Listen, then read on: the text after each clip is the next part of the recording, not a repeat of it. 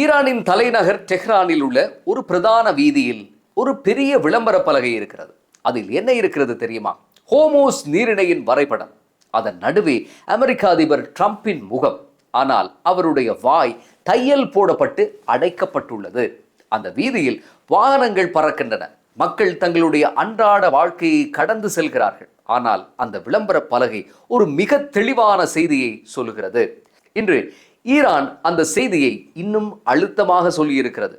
ட்ரம்புக்கு இன்னும் 30 நாட்கள் மட்டுமே நேரம் இருக்கிறது. வெல்ல முடியாத போரா அல்லது தங்களுக்கு சாதகம் இல்லாத ஒரு ஒப்பந்தமா, இரண்டில் ஒன்றை தேர்வு செய்யுங்கள். உலகமே ஆச்சரியப்பட்ட இந்த செய்தி குறித்தும் இதனுடைய பின்னணி குறித்தும் விரிவாக இன்றைய பதிவில் பேசுவோம். இந்த போர் ஆரம்பமாகி 64 நாட்கள் கடந்துவிட்டன. இதை புரிந்து கொள்ள கடந்த 64 நாட்களில் என்ன நடந்தது என்று கொஞ்சம் சுருக்கமாக பார்க்கலாம். பிப்ரவரி 28 அமெரிக்காவும் இஸ்ரேலும் ஈரானை தாக்கிய நாள்.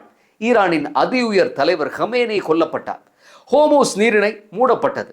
மார்ச் மாதத்தில் ட்ரம்ப் என்ன சொன்னார்? நிபந்தனையற்ற சரணடைதல் வேண்டும் என்று சொன்னார். ஈரான் என்ன சொன்னது? நாங்கள் பேரம் பேச மாட்டோம் என்றது. ஏப்ரல் மாதம் 8ஆம் தேதி பாகிஸ்தான் தலையிட்டால் போர் நிறுத்தம் அறிவிக்கப்பட்டது. ஏப்ரல் 11 இஸ்லாமாபாத்தில் 21 மணி நேர பேச்சுவார்த்தை நடந்தது. எந்த முடிவும் எட்டப்படவில்லை. தோல்வியில் முடிந்தது என்றும் சொல்லலாம். ஏப்ரல் 13 ஈரானிய துறைமுகங்களை அமெரிக்கா முற்றுகையிட்டது. இப்போது இரண்டு தரப்புமே கடல் வழியை அடைத்து விட்டன. ஏப்ரல் 30 பொறுமை இழந்த ட்ரம்ப் நாம் இவர்களோடு எந்த ஒப்பந்தமும் செய்யாமலேயே இருந்திருக்கலாம் என்று சொன்னார். மே 1ஆம் தேதி ஈரான் 14 அம்ச கோரிக்கைகளை அனுப்பியிருக்கிறது.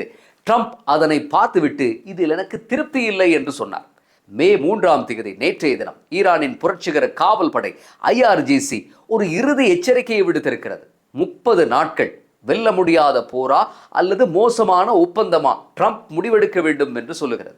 64 நாட்கள் ஒரு தோல்வியடைந்த போர் நிறுத்தம், ஒரு தோல்வியடைந்த பேச்சுவார்த்தை, 2 கடல்வழி முற்றுகைகள், ஆயிரக்கணக்கான மரணங்கள், இன்னும் ஒரு ஒப்பந்தம் கூட எட்டப்படவில்லை. ஈரானின் 14 அம்ச திட்டம் தான் என்ன சொல்லுகிறது? அப்படி பாகிஸ்தான் வழியாக ஈரான் அனுப்பிய அந்த 14 அம்ச கோரிக்கையில் இருக்கக்கூடிய விஷயங்களில் முதலாவது, அனைத்து பிரச்சனைகளையும் 30 நாட்களில் பேசி தீர்க்க வேண்டும் என்று சொல்லுகிறது. அமெரிக்கா சொல்வது போல 2 மாத போர் நிறுத்தம் எல்லாம் வேண்டாம் என்கிறது ஈரான். அடுத்து, எதிர்காலத்தில் எங்கள் மீது இராணுவ தாக்குதல் நடத்தப்படாது என்பதற்கு உத்தரவாதமும் வேண்டும் என்று கேட்கிறது. அமெரிக்காவும் இஸ்ரேலும் மீண்டும் தாக்க மாட்டோம் என்று உறுதியளிக்க வேண்டுமாம். அதே போல ஈரானினுடைய அண்டை நாடுகளில் இருந்து அமெரிக்க படைகள் வெளியேற வேண்டும். கடற்படை முற்றுகை உடனடியாக விலக்கிக் கொள்ளப்பட வேண்டும். அதுபோல முடக்கி வைக்கப்பட்டிருக்கக்கூடிய ஈரானின் சொத்துக்களை விடுவிக்கவும் வேண்டும். போரினால் ஏற்பட்ட சேதங்களுக்கு இழப்பீடும் வேண்டும். பொருளாதார தடைகளை முழுமையாக நீக்க வேண்டும். லெபனானில் நடக்கும் சண்டையை நிறுத்த வேண்டும் என்று சொல்லி அந்த பட்டியல் தொடர்ந்து நீண்டு கொண்டே செல்கிறது. சரி, ஈரானின் அணுசக்தி திட்டம் பற்றி என்ன சொல்லுகிறார்கள்? அதை பிறகு பார்த்து கொள்ளலாம். முதலில் போர் நிறுத்தம், அதன் பிறகுதான் அணுசக்தி பேச்சுவார்த்தை என்று சொல்லுகிறார்கள். இதை பார்த்தவுடன் ட்ரம்ப் என்ன சொன்னார் தெரியுமா? அவர்கள் தங்களுடைய திட்டத்தின் சுருக்கத்தை என்னிடம் சொன்னார்கள். ஆனால் அதை என்னால் ஏற்றுக்கொள்ளவே முடியாது. அவர்கள் செய்த தவறுக்கு இன்னும் சரியான விலையை அவர்கள் கொடுக்கவில்லை என்று சொல்லுகிறார். இன்று ஈரானின் புரட்சிகர காவல் படையின் IRGCயின் புலனாய்வு பிரிவு அவர்களுடைய எக்ஸ் தளத்தில் ஒரு நீண்ட அறிக்கையை வெளியிட்டிருக்கிறார்கள். அதில் அமெரிக்கா முடிவெடுப்பதற்கான வழிகள் சுருங்கிவிட்டன. இதை ஒரே ஒரு கோணத்தில் தான் பார்க்க முடியும். ட்ரம்ப் வெல்ல முடியாத ஒரு இராணுவ தாக்குதலுக்கும் அல்லது ஈரானுடனான ஒரு மோசமான ஒப்பந்தத்துக்கும் இடையில் ஒன்றை தேர்ந்தெடுத்தாக வேண்டும் என்று அவர்கள் குறிப்பிட்டிருக்கிறார்கள். இது வெறும் வெற்று வார்த்தைகள் அல்ல. இதற்கு பின்னால் சில நிஜமான காரணங்களும் இருக்கின்றன. ஒன்று, சீனா, ரஷ்யா, ஐரோப்பாவினுடைய நிலைப்பாடுகள் மாறத் தொடங்கி இருக்கின்றன.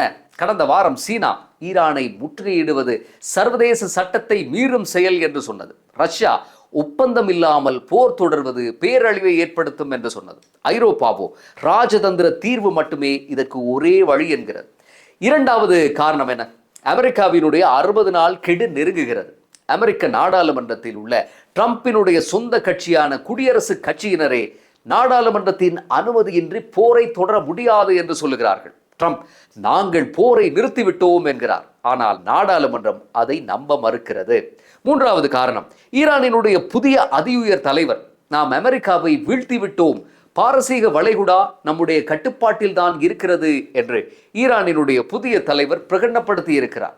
இதையெல்லாம் வைத்துத்தான் புரட்சிகர காவல் படை உங்கள் முடிவெடுக்கும் வாய்ப்பு சுருங்கிவிட்டது என்று சொல்லி எச்சரிக்கிறார்கள்.